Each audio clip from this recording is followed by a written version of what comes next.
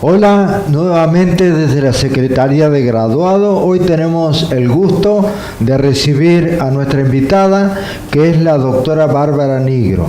Bárbara es docente de la Facultad de Ciencias Médicas, es especialista en cardiología, tiene un posgrado en terapia intensiva y muy pronto magíster en hipertensión arterial. Así es, doctor. Bueno, doctor, un gusto para mí estar acá, es un placer.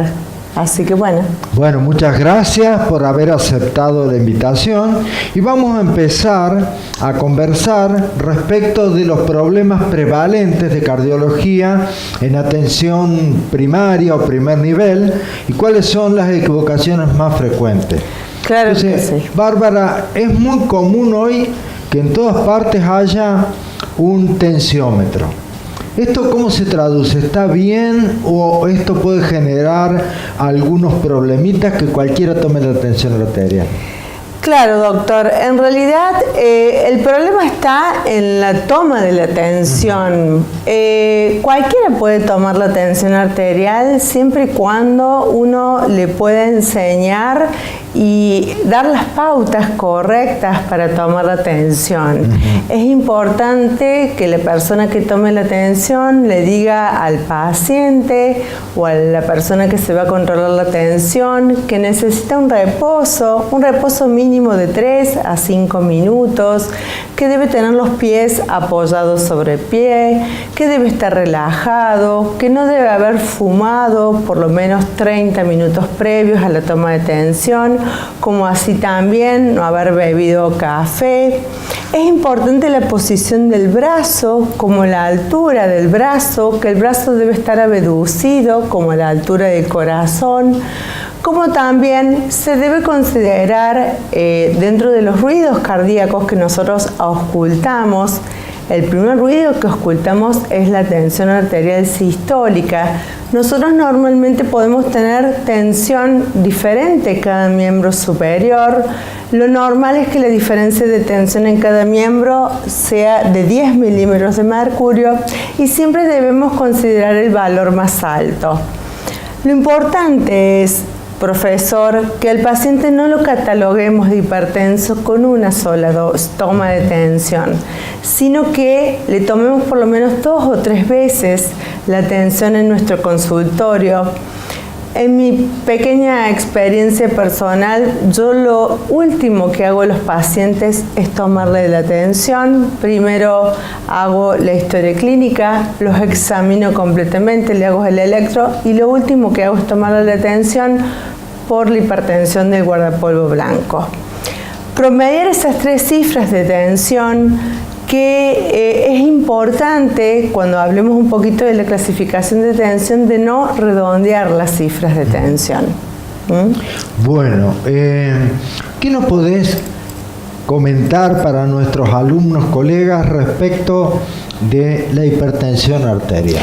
La hipertensión arterial, doctor, es un factor de riesgo pero tan importante cardiovascular, porque está tan relacionado con la morbimortalidad cardiovascular que si nosotros los médicos tomáramos conciencia de la importancia que tiene en reducir la presión arterial, del tratamiento adecuado higiénico dietético, no solamente medicamentoso, sino los cambios en el estilo de vida, cómo reduce el impacto global en la muerte de origen cardiovascular, porque la hipertensión arterial es una patología silente que cuando da síntomas, la mayoría de las veces es porque hay daños en órgano blanco. Sus principales órganos blancos son el corazón, el cerebro y el riñón.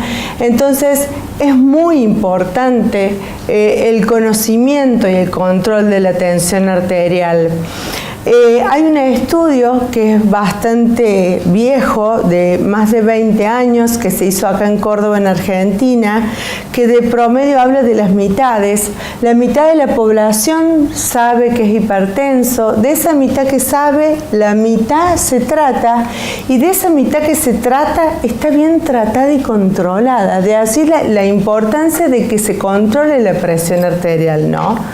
Entonces, uno da ciertas pautas o ciertas estrategias para conocer qué tensión tenemos. Entonces, hablamos, las guías hablan, si bien hay discusiones entre las guías europeas, americanas y las guías argentinas, recomendamos que todas personas de más de 16 años por lo menos una vez al año se tomen la tensión arterial, además de las campañas que se hacen en forma preventivas. Se recomienda la toma de tensión en cualquier contexto que uno tome contacto con el sistema de salud, es decir, uno va a una guardia porque tiene una faringitis, bueno, aprovechar esa oportunidad para controlar la presión. Por supuesto, si tenemos antecedentes familiares de hipertensión y siempre, como acabamos de mencionar, doctor, los promedios, ¿no? No titular al paciente hipertenso con una sola toma.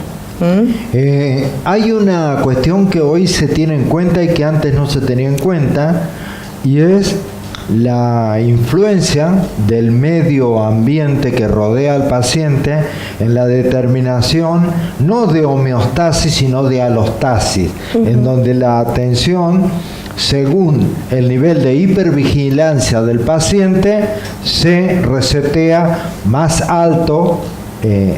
¿Cómo lo manejan ustedes a esto? ¿Lo tienen en cuenta? ¿Al paciente durante un tiempo lo tratan de tranquilizar o no se tiene en cuenta en general esta inserción y esta hipervigilancia en la que están muchos pacientes estresados? En realidad, doctor, eso uno lo maneja, uno debe diferenciar cuando es un paciente que tiene una hipertensión severa, una emergencia hipertensiva, una hipertensión maligna, una hipertensión secundaria, de una hipertensión de la que usted está hablando, que es una hipertensión que seguramente va a ser muchísimo más fácil de controlar. Uno tiene que ser muy precavido cuando va a tomar la decisión de medicar a un paciente. Además, hoy vemos que cada vez hay pacientes más jóvenes hipertensos, ¿sí? Tenemos chicos más chicos, menores de 16 años que están hipertensos, que está relacionado con todo lo que dice el doctor. Entonces hay que tener mucho cuidado porque en realidad no quiero dar una clase específicamente de hipertensión de especialista, pero hay una hipertensión que se llama espuria, ¿sí? Que en realidad hay una diferencia entre la presión que tenemos en el brazo y la presión que tenemos en la aorta, y midiendo la presión de vía indirecta en la presión en la aorta es absolutamente normal, y así encontramos un montón de chicos que están tratados inadecuadamente, innecesariamente, ¿no? Sí, me parece que hoy lo que tenemos que tener en cuenta para ir después cerrando este módulo, sí, es que hay mucha gente joven que es adicta o usuaria habitual de drogas como cocaína que cambian el perfil, ¿no? Absolutamente. Estas drogas realmente cambian el perfil de una manera severa, no solamente a nivel de la presión arterial, provocando graves lesiones y consecuencias cardíacas y cerebrales y cognitivas, sino también con un deterioro en la capacidad funcional, con un gran compromiso miocárdico. Solamente para ir terminando, hablar que la tensión arterial tiene una fisiología.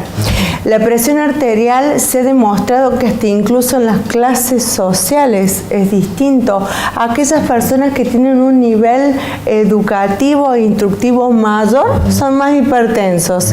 Que el varón hasta los 50 años predomina la tensión arterial diastólica. Que la mujer está relativamente protegida hasta la menopausia y a partir de ahí pierde los efectos protectores de los estrógenos y la tensión arterial diastólica y sistólica aumentan en forma protegida.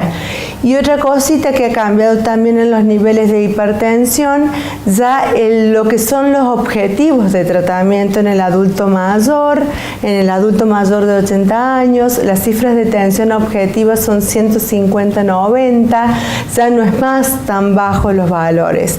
Y solamente recomendar que cuanto más bajo tengamos la tensión arterial, menores riesgos cardiovasculares tenemos. Bueno, vamos a ir a una pausa para que ustedes tomen contacto con las personas que tengan al lado, sean médicos, otros integrantes de equipo de salud, o tomen contacto a través de las redes y comiencen a intercambiar algunas experiencias personales.